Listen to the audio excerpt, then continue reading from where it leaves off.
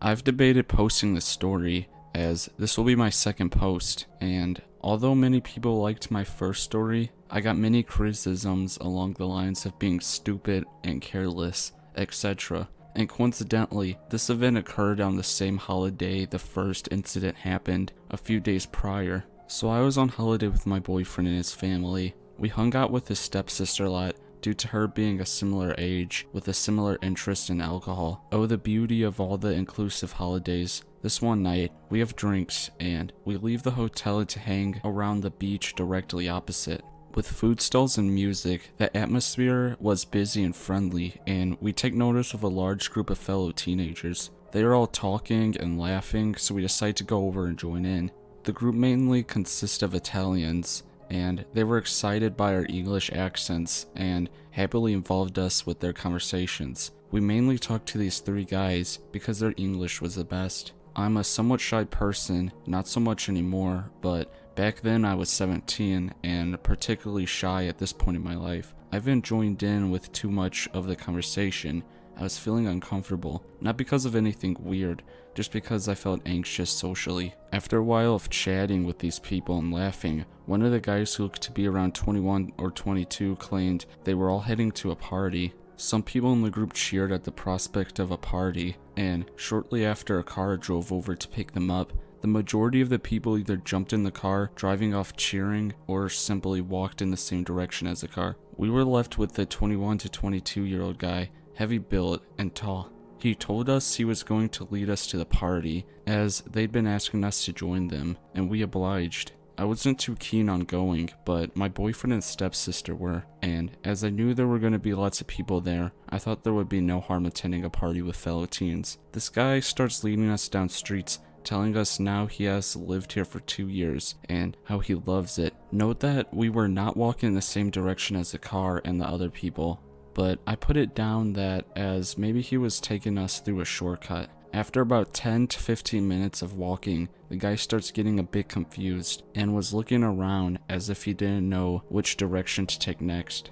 I found this odd, seeing as he claimed to live here for 2 years. He leads us around for another 10 odd minutes, looking dumbfounded and more confused by the minute, but finally, he says, "Down this street," and we arrive outside an apartment building. It was about 3 stories high with a rusty old gate. We were led through and into an elevator. "The party's just up here in my apartment, 2nd floor, the guy says, pressing the number 2 button on the elevator. The door shut tight, and we began moving upwards. This was when my senses kicked in hard. Something felt very off to me, and had done since he had been confused with his directions. The lift was rickety and old, and was groaning as it softly trundled upwards. I think this was the point my boyfriend and stepsister finally realized something wasn't quite right, and believed my complaints I had made whilst walking to the apartment. After a painfully slow and shaky minute in the elevator that had felt like many more minutes, we came to a stop and the doors opened to face another door,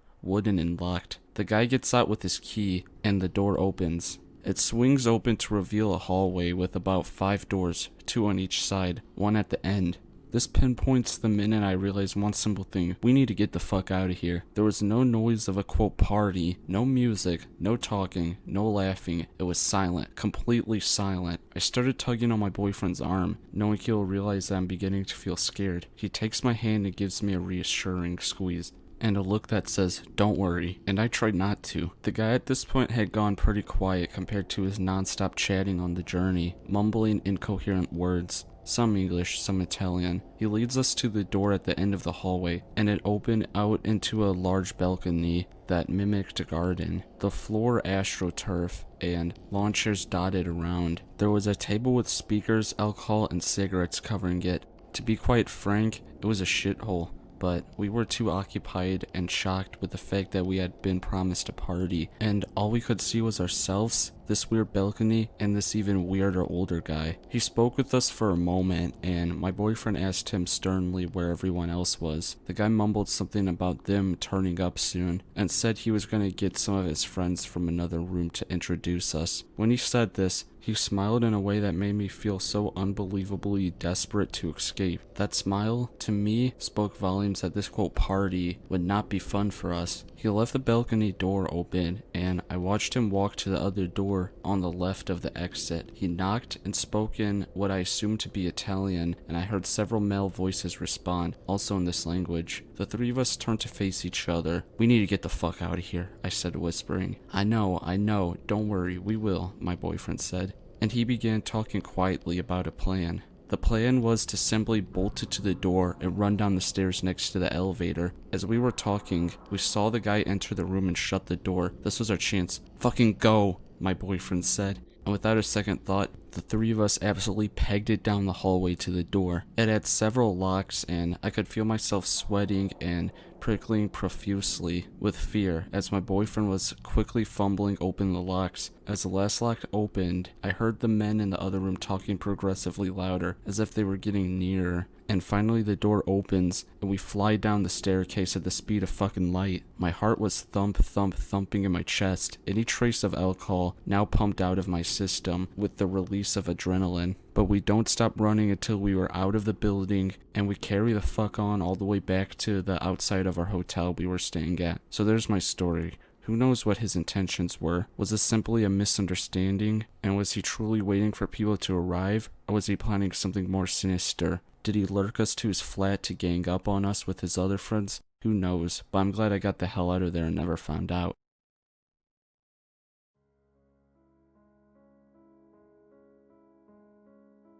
A few years ago, I went to Vancouver for work, and a friend of mine who lived nearby came and stayed with me one night so we could go out to the bar. Neither of us knew the city well, so we went to a pub next door to my hotel. We were having drinks and a hockey game is on, so my friend starts chatting about the game with the cute guy at the table next to us. Their table had about 4 or 5 20-something years old guys there, and we are chatting with them and having a good time. I'm married and made that clear from the beginning, but my friend was single and was loving the attention and flirting from one guy in particular. The game ends and people are clearing out of the pub. The guys say they're going to a party nearby and we should come. I don't want to go, but my friend does. Most of the guys get into one car and leave, and the one who's most interested in talking to us and his quite considerably more drunk friends stay behind because, and I quote, "the other car is too full," and they offer to take a taxi with us.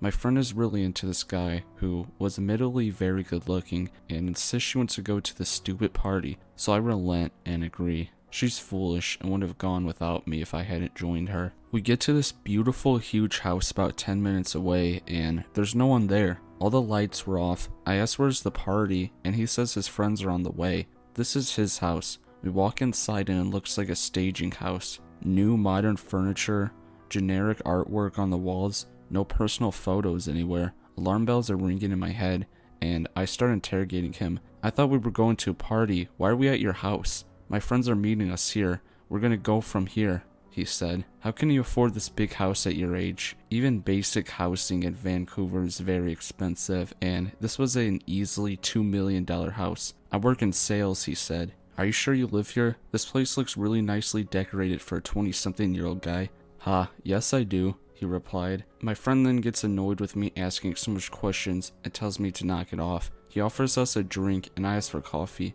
I kept, quote, joking like, "Do the real owners of this house have coffee? Do you know where to find it?" He wants to give my friend a, quote, tour of upstairs, and I give her this serious look, and she gives me a "don't cockblock me here" look. So I say I'll just sit here and have a seat in the living room, where his very drunk friend has been slightly slumped in the chair since we walked in. My friend and the guy go upstairs. Drunk friend starts to mutter, and I'm catching bits and pieces. "Shouldn't have come. Don't know us. Alone. Shouldn't be here." And "What did you say?" "Never mind. Shouldn't stay." And then he wandered off somewhere in the house. So I'm sitting here panicking, wondering what the hell to do. I don't know where we are, so I don't even know what to tell a taxi driver, and I don't know the taxi number to call in the first place. I decide to use my GPS to find out roughly what address we're at, and I Google a taxi company nearby and call a taxi immediately. Tell them I don't know the address of the house, and just to park on the street and call me when they arrive. I will walk down and meet them. Then I go upstairs, burst into the bedroom, and tell my friend we are leaving right now and a taxi is on the way. Of course the guy protests, and my friend is frustrated and wants to sleep with this guy, but she sees the fear in my face and begrudgingly agrees. I have no idea what was actually going on with the house or what he had planned, but I'm so glad my idiot friend finally listened to me. Oh, we were there for about 30 minutes total. His friend never showed up, and I don't think we were ever gonna go to a party.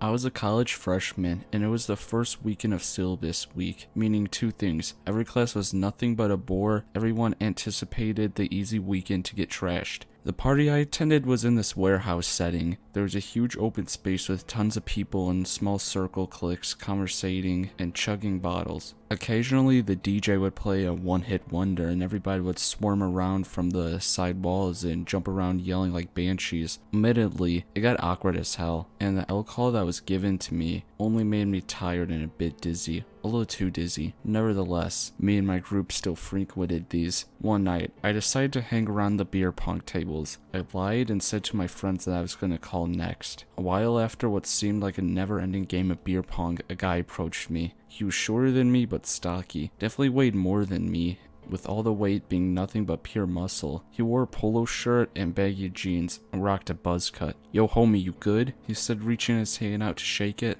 Exchanging a handshake, I told him that yes, I was fine, and I was just waiting for my turn to play beer pong. With a laugh, he patted my shoulder and looked me in the eyes and said, "Yo, fuck beer pong. Let's go pick up some girls. This is college." I agreed, only because my friends had not returned to where I was after what seemed like a very long time. I told myself I'd just follow him into the crowd and ditch him once his back was turned, or when he started talking up a female, and I just looked for my group. Weaving through the people, we ended up in the middle of the floor, with the two of us being pushed around by groups of piss-drunk people. "I got me a live one. Come on, she has friends," he said, locking his eyes to a trio of blondies, motioning their hips in a circular motion to the music. This was my chance to leave, and as I turned the other way and started to walk, a guy had bumped into me, drenching me in his drink. The guy quickly apologized and started to take off his button up and tried to hand it to me. The buzzcut dude whom was trying to pick up chicks grabbed my shoulder from behind and got in front of me and started to push the guy who had dropped his drink on me and yelled at him as well. This is where shit goes completely off the rail. The buzzcut guy starts talking insanely, shouting that he was going to kill him if he ever tried to fuck with me again, that he would stab him in the neck repeatedly and stab his neck between his biceps. He turned around to me and asked if I was okay, told me not to worry because he was, quote, strapped. Saying this, he lifted his polo, revealing a gun, a knife, a taser, and a small bottle of liquid. To this day, I don't know what it was. I'm sure he's planning on dropping a roofie at some point in the night or something. Anyway, I had no idea how to react instead of reassuring myself that I was okay, before this guy went apeshit on this poor dude's accident of a spilled drink. We had caused quite the commotion, and because of this, a circle swarmed around us, and my friends were finally at my side. I whispered in the ear of my best bud that we needed to get the fuck away, and get away from this guy. No questions asked. We started to walk quickly, which was a huge mistake. The buzzcut psycho was confused and angry I had walked away without a word and started to follow us and shouting at me to wait up. The moment we hit the outside, we bolted to the car. I explained to my friends what happened. With my blood pumping, I'm looking at the rear view mirror, and as we leave our car, the crazy fuck was outside on the street looking around everywhere, and in his hand I saw him holding the handle of his gun tucked into his jeans. A couple of weeks after this encounter, we had gotten an email about a student at the neighboring university 5 minutes from ours that a kid was arrested for attempted murder of his roommate. The guy's name was actually given. Looking him up on social media, it was indeed the person I met at that crazy party. So, to the crazy guy at the party, let's not meet again.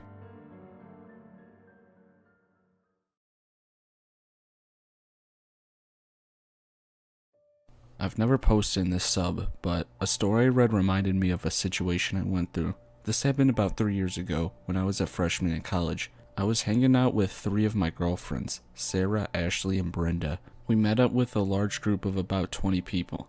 Sarah knew some of them, but only friends of friends. We decided to go with them anyway. We met up in a parking lot of some nearby dorms, and we're gonna ride to the party together. There were 5 cars and trucks to choose from, so Ashley and Brenda jumped in some guy's truck and left me and Sarah to choose a car. We chose a pretty nice car that belonged to some guy we didn't know named Jason. So we all ended up going to a bonfire on the outside of town.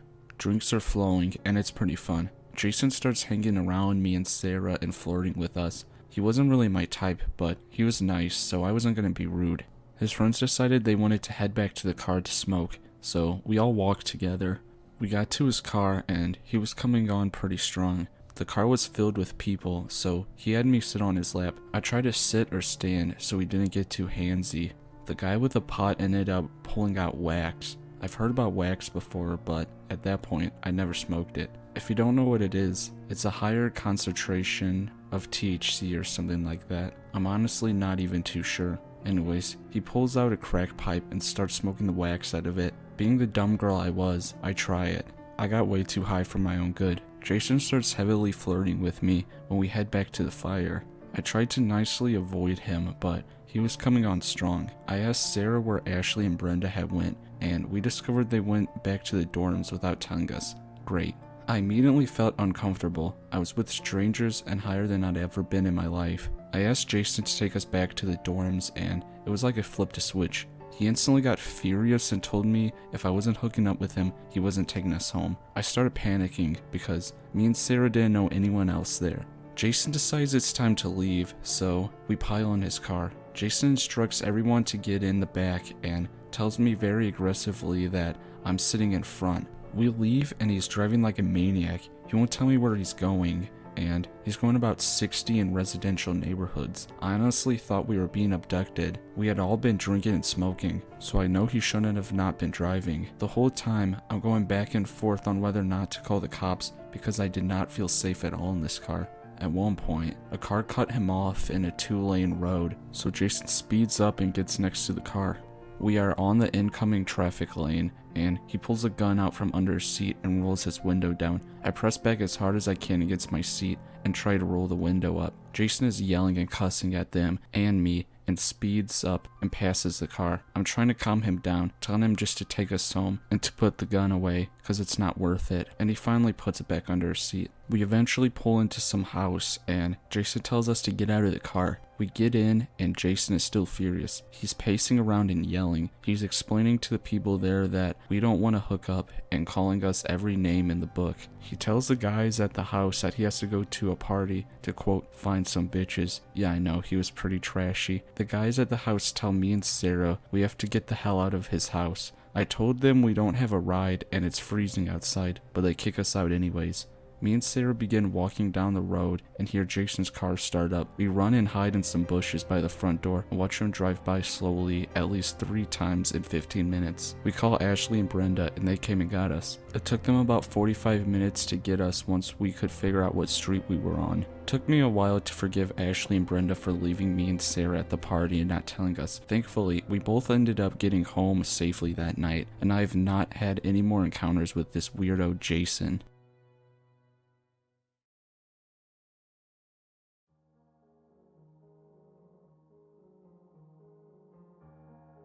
This summer I finally got my license and a car, but my mom was scared of me driving down the block, so I decided to let her use me for errands or to drive my brother around, whose license just got suspended. My brother asked me to drive him to a party, and since I'm 18 and have pretty good social skills, I thought it wouldn't be a problem. My brother's 24, and the guy throwing the party was 28. I played some beer pong with my brother, but didn't drink anything since I was driving. After a while, I walked to the kitchen to get some water, and the party host followed me and was asking to mix me a drink, and then proceeded to ask me all these personal questions. Another guest walks in and distracts the guy, so I left. At this point, I didn't think anything strange. My brother's friend bought me some nachos, and I sat down next to this girl to eat. The party host and 2 other guys sat down with us and started talking. The girl got up and went to check on her boyfriend. The guys kept talking about their past and about their 10-year high school reunion coming up. I felt really young and awkward sitting there with these guys who were already 10 years older than me, but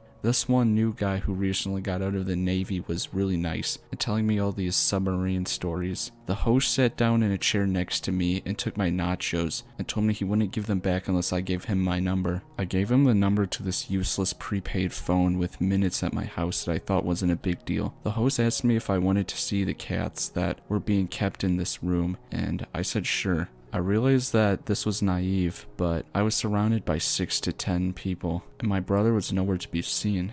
As we walk into the room, the guy locks the door and gets on the bed, and I pet one of the cats on the floor. He pats the bed for me to sit, and I said that we should probably let the cat sleep. He told me that he was just trying to get me alone and told me to tell him more about myself. I got really nervous and started stuttering and saying I was 18, which I had told him and his friends earlier, and what high school I recently graduated from. Then there was a knock on the door, and luckily it was my brother's friend who said my brother was looking for me. I walked out and was trying to avoid the party host, but he kept following me around. Finally, my brother was ready to leave, and I drove him back home and told him what happened. The next day, I noticed a text on the extra phone we have at my house, and it was the party host guy. He was saying all this nonsense about how he thought I was beautiful, young, and exciting. I told him to please back off, and I'm just 18, and I even just recently got out of a relationship. He would keep texting me about how he can throw parties for me at his house, or I could come over to his house for some privacy. He kept asking where I lived, and just didn't take no for an answer. He would call and ask to pick me up and take me out and stuff. I decided just to turn off that phone and keep it hidden for the rest of the summer, and now that I turned it back on, I deleted all the messages. I guess ignoring him finally worked.